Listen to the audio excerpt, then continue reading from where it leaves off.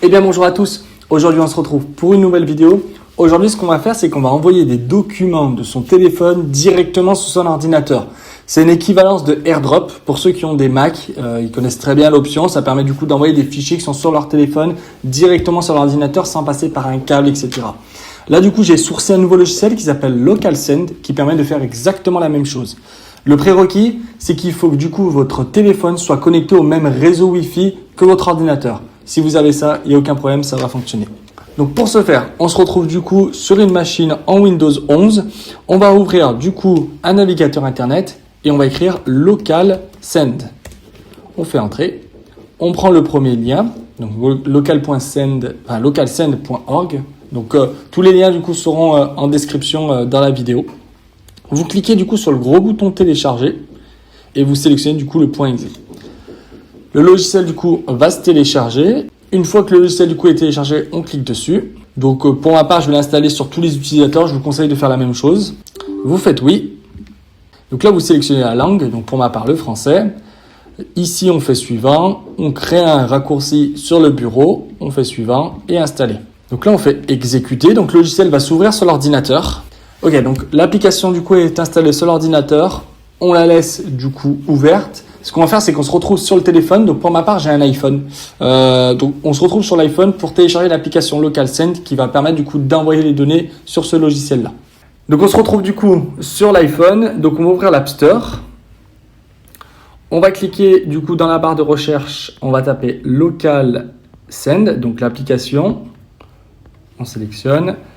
Donc, voici l'application. Donc, on clique dessus.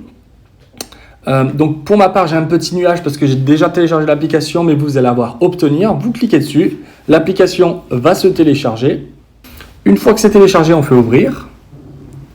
Donc là, il nous demande si on veut accepter le réseau local, on fait oui, parce que du coup, le transfert passe par le réseau local. Donc on fait autoriser.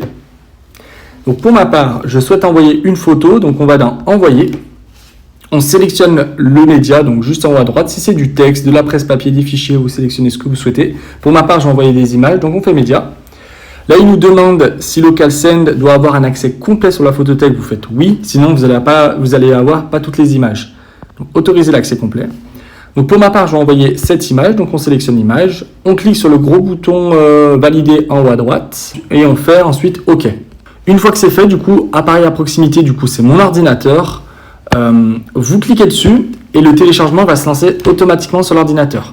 Ce qu'on va faire, c'est que je vais faire la même manip en vous capturant l'ordinateur. Donc voici le logiciel. Donc on va rester du coup sur le recevoir. Donc comme on peut voir, on a le nom du coup de notre poste qui est généré automatiquement par le logiciel. Ce que je vais faire, c'est que je vais relancer l'envoi de la photo. Donc je réouvre LocalSend. Je sélectionne du coup mon ordinateur. Vous allez avoir du coup un chargement automatique sur l'ordinateur.